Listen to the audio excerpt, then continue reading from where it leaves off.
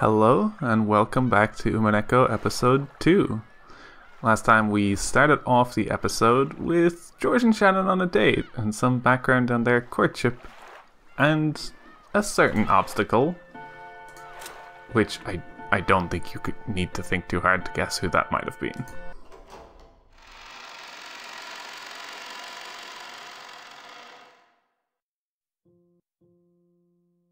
It's time for me to take a serious look at how full of myself I've been acting. I forgot. I'm furniture. Furniture isn't human. So, I am a being who must feel gratitude for even being treated like a human. And I am not permitted to wish for anything more. People sometimes develop affection for furniture they're used to using. But that is an emotion on the human side, and the furniture has no right to hope for such a thing. It's enough that furniture serves with simple honesty, day after day. That feeling I got when talking to George-sama and Jessica-sama is the same as a forbidden drug to me. In other words, it may be an emotion I must never experience. Shannon, you've had your head in the clouds for some time now. Do you not feel well? No, my apologies. Natsuhi's words were right on the mark. Even Shannon couldn't believe that she hadn't noticed Natsuhi until she had called. Normally, it was essential that she focus on her cleaning at this time of day. But she'd spent all her time sighing and hardly making any progress. Even when there aren't guests around, you must always be alert.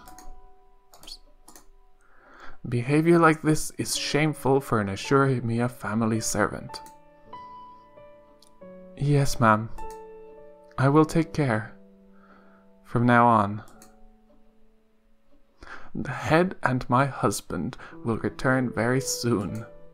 Have you finished cleaning the study? Have you finished cleaning the staircase? My apologies. Not yet. Yes, I know. So I had Lunan do it. While you were plodding around cleaning the hallway, she finished cleaning the study and the staircase. That's because, I wanted to clean it properly, so it took some time.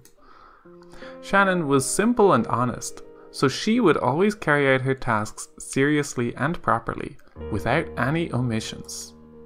So, she was always slow with her work. In contrast, Lunan cleverly avoided doing any extra work whenever it was possible. So, she could complete her jobs with a result that looked almost the same to an outsider, but in a much shorter time. In other words, she was a shrewd employee.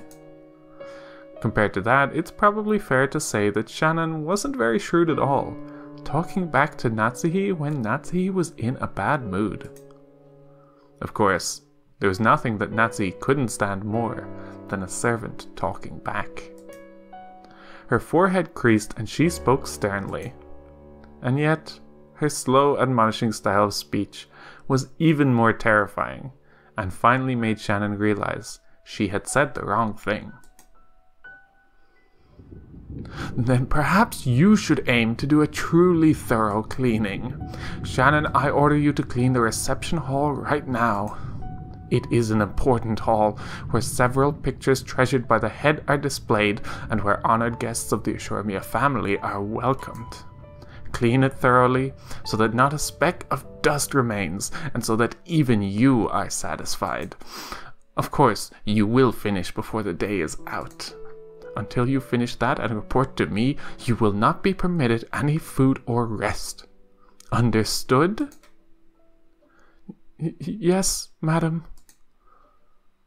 That is good. Servants should endeavor to only use those words. The next time you talk back, your punishment will be even more severe. So with that in mind, engrave these words into your heart. Yes, madam. Thank you for your guidance. You are welcome. Behaving as though her headache was troubling her, Natsuhi headed off down the corridor. When she couldn't see her anymore, Shannon hung her head and sighed. This was what happened when she had her head in the clouds. Even though I'm bad at everything I do, I should be able to at least carry out the cleaning as well as an average person can, right? It's because I can't even perform that very well that I'm crying so pathetically. But what's even more shameful is that not only have I been unable to perform a single bit of cleaning well, but just now, when Natsuhi was scolding me, I imagined that person appearing and rescuing me.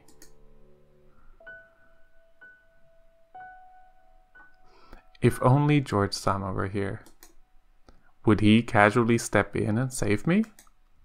Surely he'd show up cheerfully, intentionally acting like he didn't know what was going on. Nimbly change the subject and make me forget I'd ever been rebuked by Natsuhi. I kept envisioning him, suddenly appearing from the other side of the door, or the other end of the hallway. I envisioned the kind of person that would be an appropriate partner for him in a marriage meeting. And I envisioned how unfitting I was for him. Ava clearly told me. It's been repeating over and over in my dreams. You're still as clumsy as always, Nisan. Milady has been in a bad mood since this morning. That just now happened because you talked too much, when you should have just hung your head in silence. Cannon-kun. Cannon was suddenly there. His footsteps were always quieter than a cat's, and he never left any trace of his presence. He probably could have stood there forever, and she still wouldn't have noticed him. The expression on Cannon's face was one of hatred. He made that expression for Shannon, who didn't know how to do it herself. Madame and Lunan can fall into hell. That person knows where Madame checks and only cleans those areas. Her cleaning just now was like that. I know because I saw. She wasn't really cleaning. She's just the worst kind of parasite, leeching off your thorough cleaning. You mustn't use such dirty words. Dirty words pollute your clean soul, Cannon-kun. So at least don't use those words in front of me. Okay? Cannon turned away as though sulking.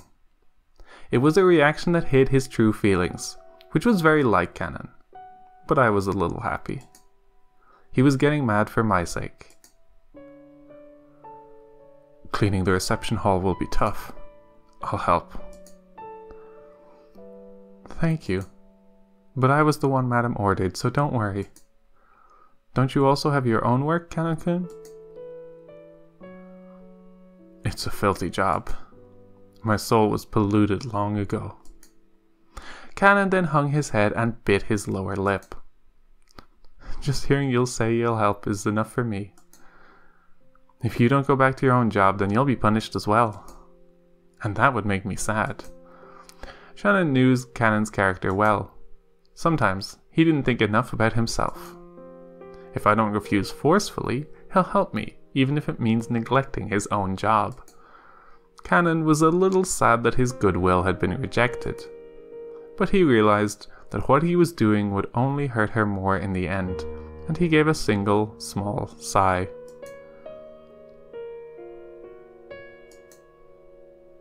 Understood.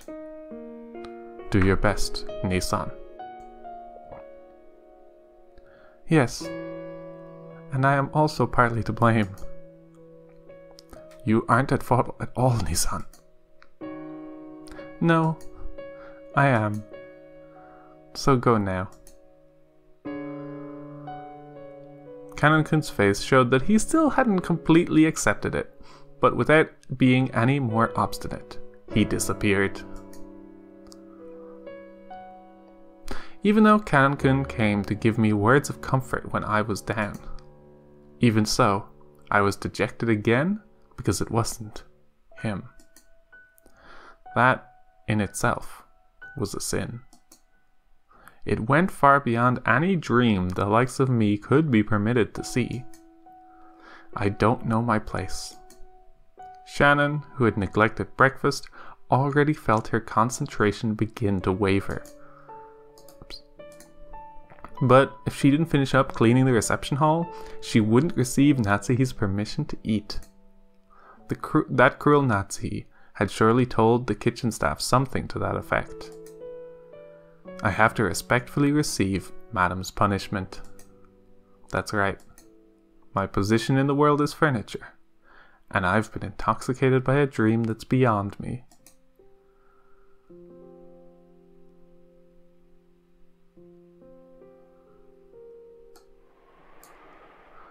I finished cleaning the hallway and went to the reception hall. Maybe my hunger made my nose more sensitive. I could sense a delicious aroma wafting from the kitchen, even though it was far away, and my empty stomach was encouraged even more. Until I finished up here, I wouldn't get any soup. I just had to resolve myself to doing it. Several portraits were hung in the reception hall. One of those portraits was thought to hold a special meaning amongst the servants.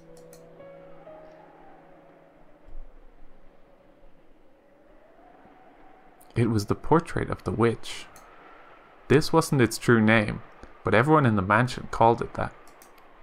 The name of the woman with elegant blonde hair, drawn as the subject of the portrait, was Beatrice. It was whispered that she might be the former mistress of Kinzo, the family head, and also that she was the great witch who had given Kinzo the gold of the legend. The witch, Beatrice, master of the night on Rokkenjima. She was gracious to those who respected her, but she would surely curse those who made light of her. It was in Shannon's character not to neglect rules and beliefs such as those. So she thought of the portrait of her other master as that person herself, and always treated it carefully, treasuring it. And it had become part of her daily routine to tell the witch, who only existed inside the portrait, the secrets of her heart. She was furniture. Furniture doesn't complain. Cannot complain. So she had no right to speak her mind about her difficult days. She had no right to open her mouth and say those words. So, she at least spoke her mind inside her heart. She spoke her mind inside her heart, using words she couldn't say aloud, and protested to the formless witch. Of course, the witch didn't answer. She didn't console and she didn't laugh it off. Shannon could only interpret that silence as she liked, as though the witch was responding agreeably. Beatrice-sama, please listen to the story of my worthless self. As Shannon wiped the dust from the witch's portrait, she spoke that inside her heart. I certainly am incompetent and uncultured, just as Eva-sama said. I am not a person. So maybe I have no right to love. But in that case, why was I given a heart that can know love? At that point, Shannon held back her tears for a moment. The sound of the rain, which had been falling, along with the chill air in the reception hall, made her feel as though her shabbiness had increased another level. Real furniture doesn't have anything like a heart, so they don't have to love people, right? So they don't feel pain. If I'm just another piece of furniture, why do I have a heart? If it's going to be this painful and this harsh, I wish I was never given a heart like this. I see. So a heart was I see. So a heart was given to furniture. It would seem that even that man is capable of some quite amusing things every now and then.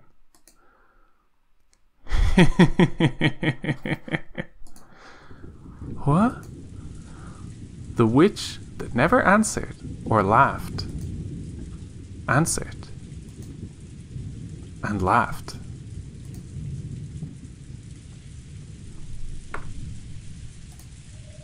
Was it my imagination? Was I hearing things? No, that's wrong. After all, the next words became a voice, and I could hear them. Not with my heart, but with my ears. Humans have continually searched for the elements that make up the world since before the modern era. It is said that in ancient times, the Greeks tried explaining the world with the 4 elements of wind, fire, water, and earth.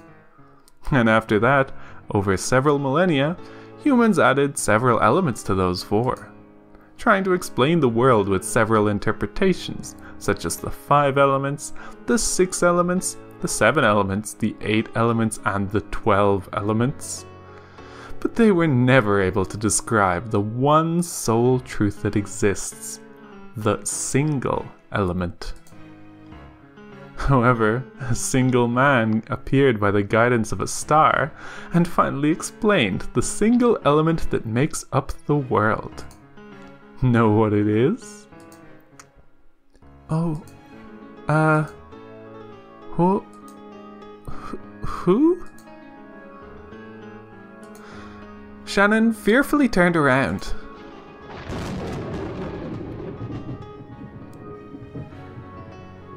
Right there, she existed. Not as an illusion, but as a reality. The contrast made by the lighting made it clear that this was no mere daydream. It's love. The witch of the portrait elegantly held a golden pipe to her mouth and giggled. She laughed at the ignorance that causes humankind's thoughts to stray far from the most simple answer. That man explained everything in the world with love. That is the single element. That man fully explained how the world was constructed with the smallest possible number. How simple and clear, how splendid, exhilarating, pleasant, and thrilling. The year that man was finally born is called the start of the modern era.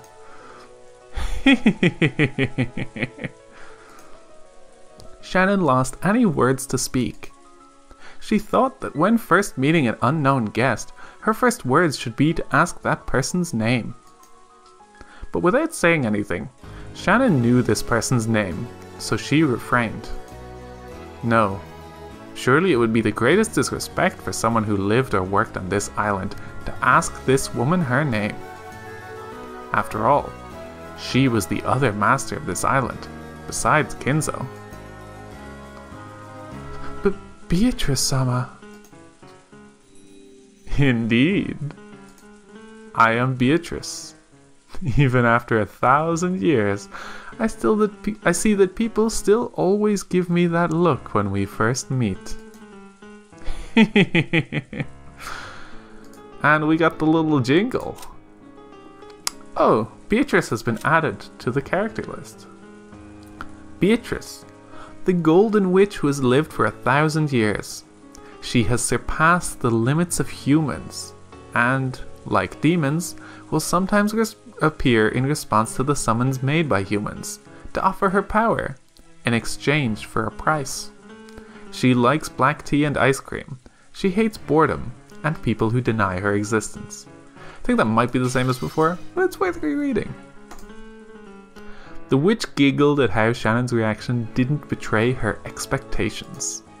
Shannon realized that she had met with a being that mustn't be met with, and she took a step backwards. That's where the wall and the portrait were, so even as she gazed at the witch's portrait was touching her back. The source of your troubles is love. Love, the single element that makes up this world. In other words, it is everything in this world.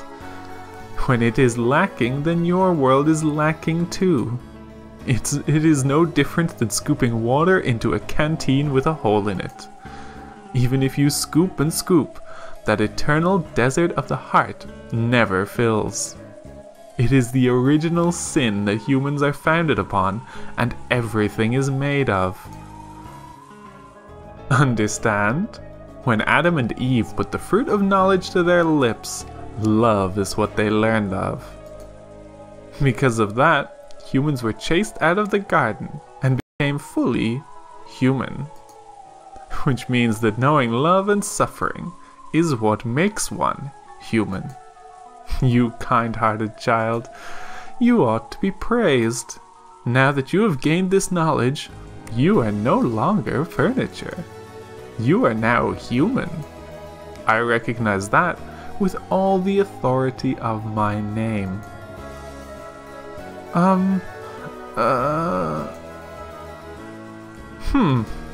Is it hard for a common person to understand? Very well then. Forgive me.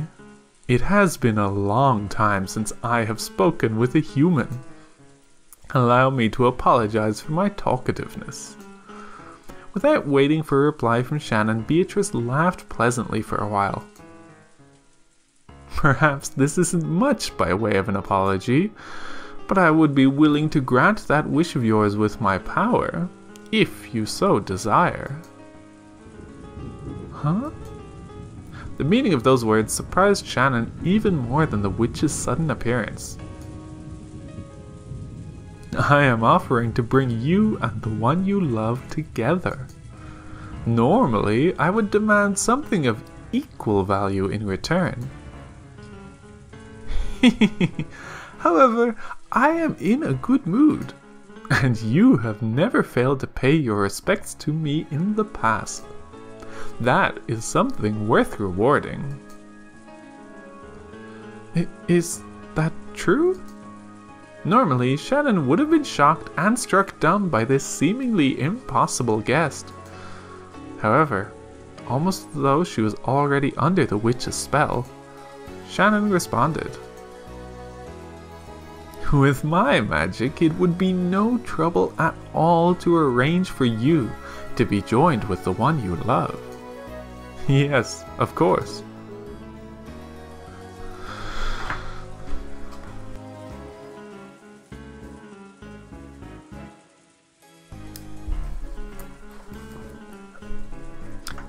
Yes, of course, Shannon almost said without thinking, but held back with her last bit of common sense. After all, this is a witch. A sinister being. The witch Beatrice is clearly trying to slip in through the cracks in my heart and take me prisoner. That sort of temptation, which so many fairy tale picture books warned me about when I was young, is right in front of me now. Fear is also a form of respect. It may be pleasant for me, but we will make no progress this way. I may not differ much from the image of a detestable witch that you hold in your mind. However, I do bestow my favor upon those who respect me. Aren't humans the same? Well, I doubt any human would bestow respect. I doubt any human would bestow a favor upon one with such a hostile attitude. My apologies. I didn't mean... Shannon eventually realized how rude she was acting towards this guest. And she finally digested the words that had been spoken to her a short while ago. You are no longer furniture. Now you are human.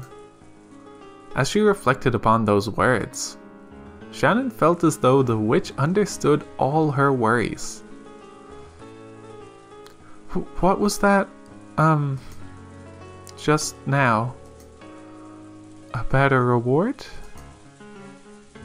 I say that I can arrange for you to be joined with the man who has captured your heart. Think of it as a sign of my gratitude for your diligence in polishing my portrait day after day.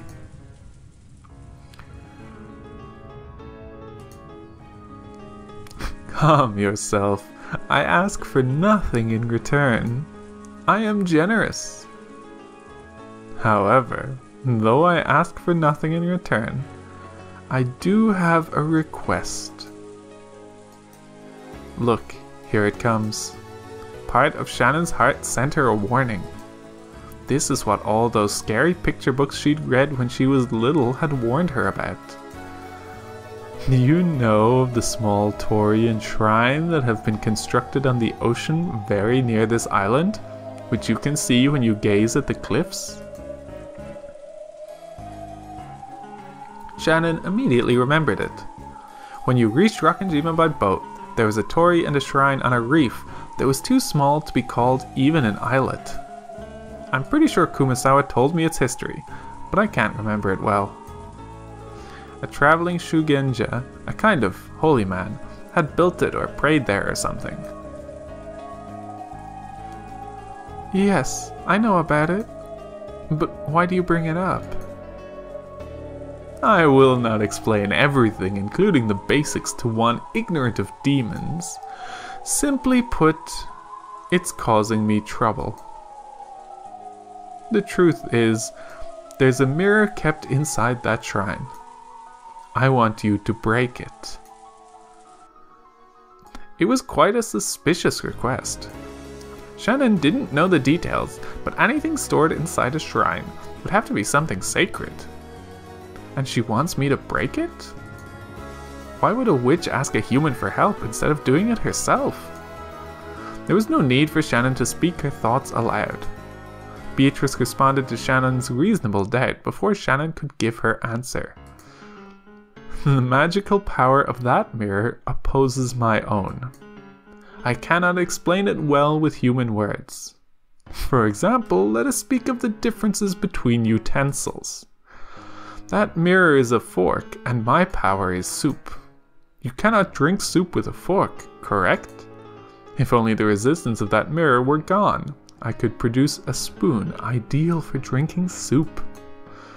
After that, I could drink soup as I pleased, and even dig my way out of a rocky prison. I could even gouge someone's eye out with it. Was that not the phrase?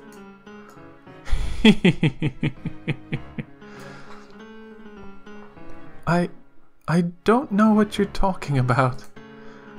If my poor education is to blame, I apologize. It comes down to this. If you take action and break that annoying mirror for me, I shall grant your wish as a reward. I am in quite a good mood today. You may even change your wish and receive all the gold I bestowed upon Kinzo if you so desire.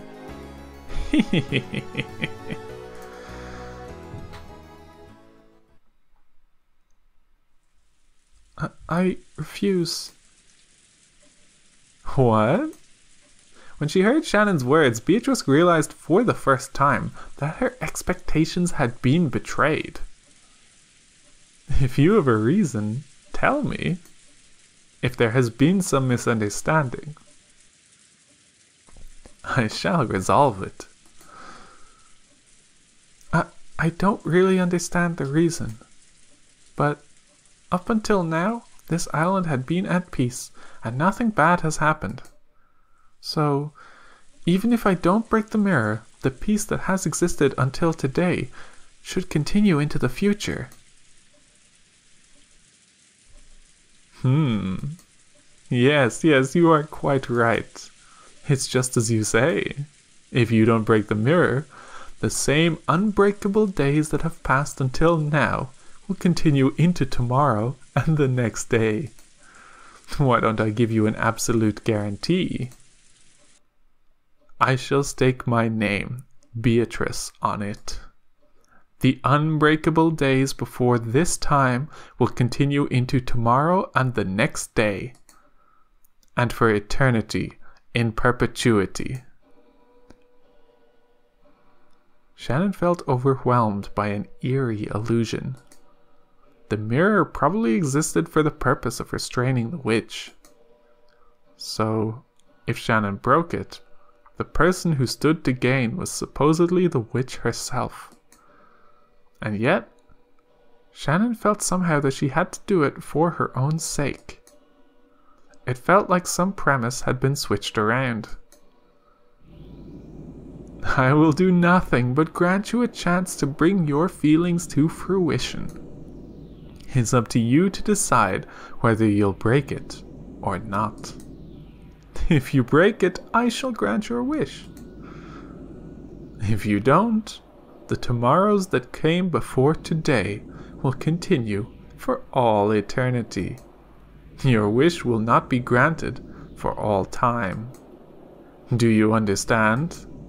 Do you see what I mean?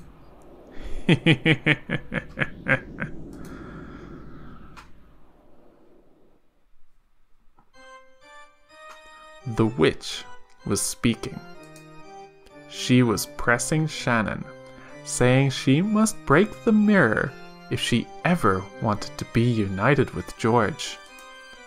It was a declaration that Shannon's feelings would never be brought to fruition unless she broke it. Please, stop it. I don't want to hear something like that. It was never my goal to cause you pain. Oh well, when love leads to madness, that is when we see the true charm of humanity. Enjoy that emotion to your heart's content. However, if you wish to borrow my power, feel free to break that mirror at any time. And then you may yell my name and awaken me. I will certainly keep my promise. This way, you should have no complaints, right? I won't force you to decide right now. Easy, is it not? Was it really such an easy thing to do? No, it certainly wasn't. To Shannon, who was burning with infatuation and worried by love, being tempted constantly and eternally with a way out was truly a cruel trial. I won't set a time limit on that promise, but there is a time limit on the magic that can grant your wish. That limit is not of my making. The one you love will decide it himself. You see my meaning? No, I don't understand. When the one you care for finds the partner to whom he ought to pledge his love, that limit will be reached. I may be a witch, but I am no demon. I possess no magic to tear apart a pair of those who love each other.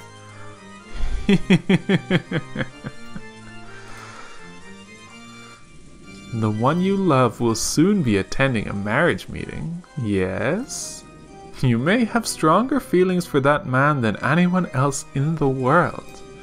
However, that doesn't mean you are the most suitable partner for him, does it? I know with whom he will be having his marriage meeting. That girl is the most suitable for Higurashi George in the entire world. She came from a good school, achieved good grades, and possesses both composure and thoughtfulness. She is more beautiful than you, wiser than you, more suitable than you. How could an ignorant, incompetent, uncultured girl like you be suitable? You know better than anyone. There are none less suitable than you. Even imagining that you and Higurashi George could be joined is sinful and foolish, foolish, foolish. Know your place. Have you forgotten to be grateful for your education? Know your place. George is the eldest grandson carrying father's blood. He's a person who may bear the burden of the Higurashi family someday in the future. To answer to that expectation, he has studied tirelessly, entered a wonderful college and is getting wonderful grades. Did you really think you could snatch George away, you uneducated, incompetent, unqualified, uncultured servant?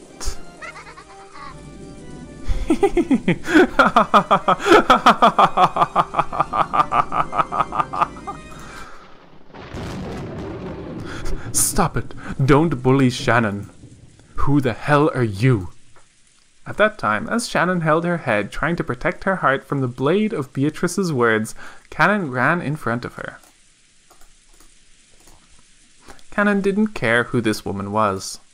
If this was an enemy tormenting Shannon, whom he loved and respected as a sister, nothing else mattered.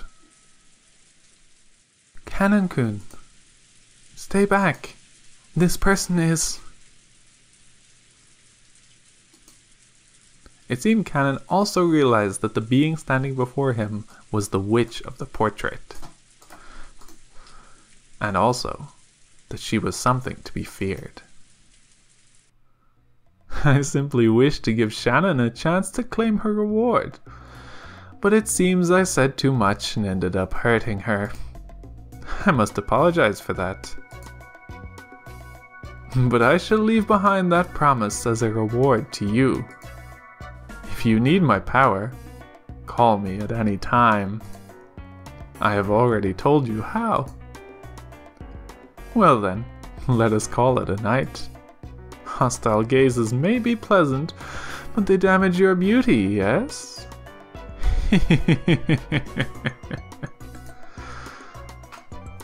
Disappear. I don't know who you are, but you're threatening Shannon. Don't ever show yourself again. Cannon's words seemed to deeply annoy the witch. Watch your language, lowborn. I may be gracious to those who respect me, but I am brutal to those who do not. While she still smiled, the witch's face began to twist itself.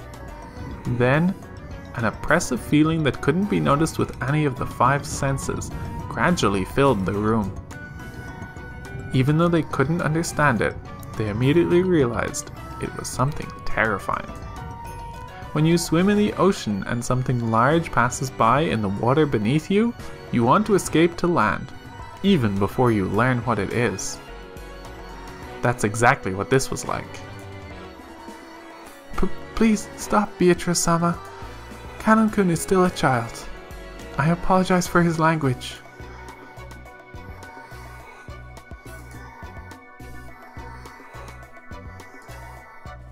Cannon placed his body between the witch and Shannon. There was tense sweat on his forehead. At that time, the witch certainly held Cannon's fate in the palm of her hand. She didn't even need to lift a finger. She held a grasp on his fate so tight that a single twist of her smile could easily crush it. Cannon understood that as well, so he started sweating. His knees felt weak. However, Beatrice abruptly released that feeling of tension and laughed. Very well. If you ask, I will forgive you just this once. Cannon, is it? In deference to her, I shall forgive you tonight and send you off. You ought to thank me. Well then, let us call it a night. In parting, I shall leave you with a small souvenir. Hold out the palm of your left hands, you two. When Beatrice grinned broadly and snapped her fingers, their left hands stretched out in front of them against their will, and their palms open. It was a strange sensation, as though only their left hands now belonged to someone else. It felt like only their left hands had become puppets, which were being pulled by strings hanging down from the ceiling. What are you trying to do? Cannon resisted, but he couldn't retract his hand of his own free will. Don't struggle, it will be over soon. When Beatrice held her pipe aloft, a gold-colored sparkling dust came out of the smoke and hovered in the air. That sparkle eventually became several gold butterflies. The beautiful butterflies danced freely throughout the reception hall, forming a fantastical and beautiful world. And 2 of those butterflies alighted on the palms of Shannon's and Cannon's hands. Ouch! There was a sharp pain as though they had been burned. When the 2 of them tried to examine their palms, that hold on their bodies, which had been there a second ago, had gone without a trace. A mark? What is... There was now a tiny burn mark on the palm of her hand, and it was shaped like a butterfly. What is this supposed to be? Apparently, Cannon had the same mark on his left hand. He stared at the witch hatefully. A simple greeting. I have no hidden motive. It is nothing more than a bruise.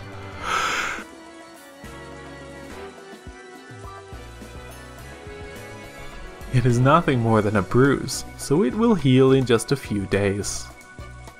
There's not even any need to care for it. I made that mark so that tomorrow you will not forget that I truly was here and that I made a promise with you. An encounter with me can be quite shocking. Sometimes, when the next morning comes, people try to think of such an encounter as a dream or an illusion. You ought to consider this slowly and carefully, Shannon. And you should probably take a good rest, look at my mark tomorrow morning, and try considering it again. I shall not coerce you in any way. You should freely decide your future by your own will. Still, to think that one could obtain the object of their desire for such a small price. Surely, this would annoy to no end the great artists who write plays about blighted love.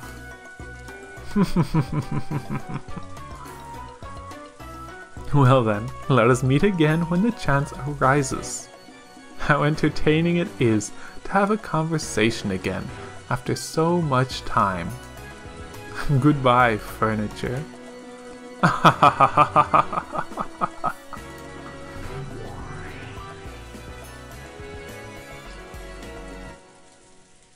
Beatrice's body crumbled like smoke and blew away. It was golden smoke.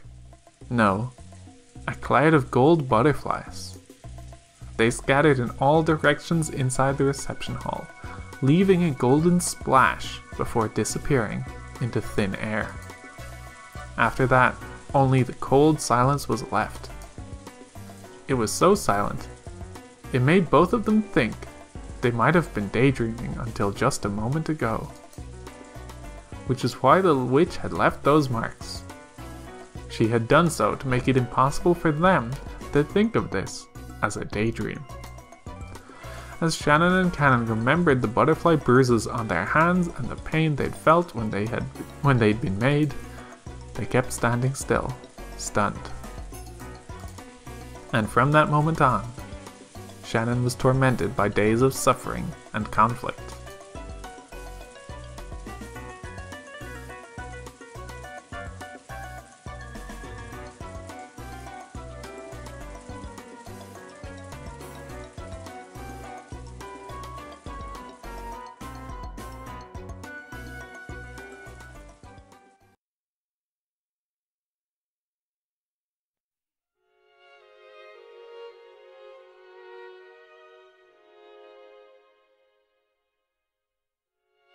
What? What do you mean separate rooms? So wait, you and George and Shannon stayed in separate rooms on purpose? Yes? Is it really so strange? Jessica's cheeks had been stuffed with chocolate-coated Shinsuko biscuit that Shannon had bought as a present from Okinawa. And it all came flying out at Shannon when Jessica cried out. Shannon, why'd you even go on a trip to Okinawa? You were even alone with George Nisan.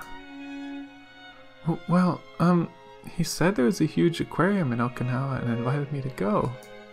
And I like fish and stuff. No, that's not the point. We're talking about a healthy guy and girl going on an overnight trip, right? And you're saying there weren't even any hugs and kisses? Seriously, what's up with the guy and the girl staying in different rooms?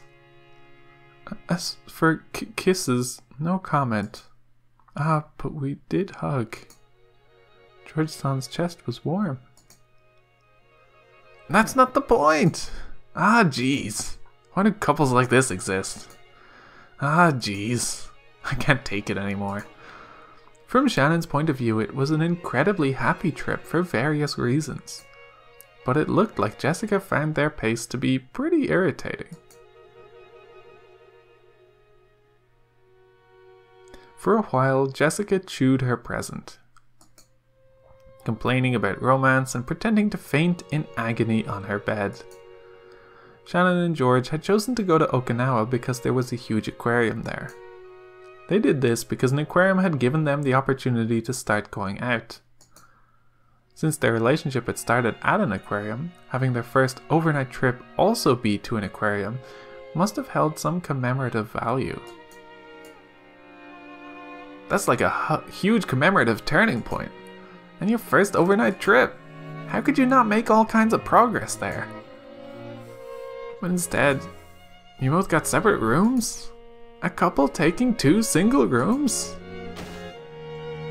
Ah, geez, seriously, what's wrong with you? But we are both unmarried. George-san says showing restraint is good manners for a couple. Like I said, the whole point of this overnight trip was so you could overcome that stage, right? You should be way beyond just kissing and hugging by now. Milady, I don't know what you mean by that. But George-sama was a real gentleman with me until the end. That is, I mean, I also wondered if those things would happen, you know? But even though we are going out, I mean, it's not like we're married or anything. These things you seem to be expecting, should only be done after making a vow before God. And...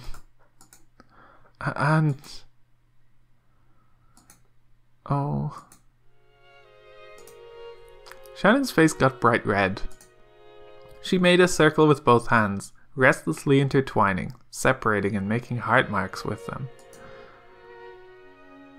Apparently, the dramatic progress Jessica had looked forward to hadn't happened, but it seemed to have been a very important experience for Shannon in her own way. In the end, whether Jessica was jealous of Shannon or made fun of her, it didn't change the fact that Shannon had a huge lead on her. I want a boyfriend too. I can't believe you got ahead of me. Even though we promised that we'd find boyfriends at the same time, you beat me. Ah.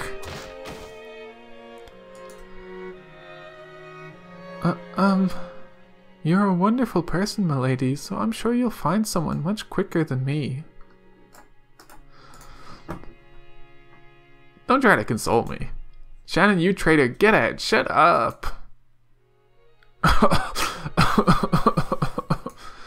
Jessica threw several cushions at her, but midway she had an asthma attack and started to choke pretty badly. Shannon hurriedly ran over to a nearby side table and started searching around on top of it. A cute basket was placed there, and inside of it was Jessica's bronchodilator. Shannon picked it up and handed it over to Jessica. Jessica's asthma attacks always came suddenly. Because of that, she always needed to carry this medicine around. She breathed in the medicine and after a while managed to overcome her choking as her asthma finally settled down. Shannon thought this a good chance to leave and tried to exit the room after bowing courteously. As she did, one more small cushion came flying and hit Shannon on the head. She noticed that Jessica was on the verge of crying, half of her face buried in her last and favorite cushion. That face was red and meek. Milady? Shannon, be honest with me. Is my hairdo and stuff weird? What are you saying? I think your hair is very beautiful. Then are my eyes strange, or maybe my nose? Or is it the way I talk after all? Is that why I can't get a boyfriend? Of course not. Milady, you are wonderful enough as you are. And I think your charm will keep on increasing more and more from now on. But I'm the only one who can't find a boyfriend. Saku and Hina managed to get boyfriends, but only I can't. Is it because I don't have any charm after all? You know, everyone says they'll bring their boyfriends to the cultural festival. And I was so sure I'd have a boyfriend before then, so I started bragging. There's no way I'll get a boyfriend. I'm the only one. Before she realized that Jessica was shedding huge tears. Jessica didn't really feel like crying, and of course, she felt like supporting Shannon's progress in love as a friend. However, as she had cheered Shannon on, her true feelings had suddenly gotten mixed in, and she couldn't help but shed tears. Shannon understood Jessica's innocent and easily injured heart. The rough style of speech Jessica usually used was all just an attempt to protect that fragile heart. As a daughter and successor to the Ashuramiya family, and as a girl isolated on Rokkenjima, the only person she could expose her true feelings to was Shannon. Shannon understood that. So, she strongly regretted acting smug, even if it was only a little. Sorry. I'm so weird crying like this. Sorry. You are a wonderful person, milady. There's no way you won't find a wonderful man. Shannon, it's about time, right? If you don't go quickly, Genji-san mom will get mad. I'm just fine, so hurry up. Sorry for crying like this. I'm such a moron. Jessica faced away, acting as though she didn't really want to trouble Shannon, waving her hand as though chasing Shannon away. Shannon took that as a sign that Jessica didn't want to be bothered anymore, bowed her head, and left the room.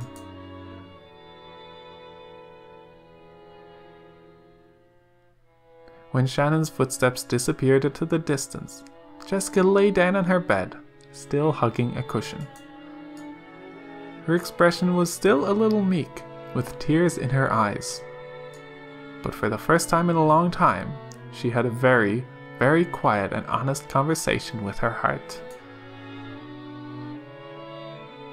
I also want to fall in love.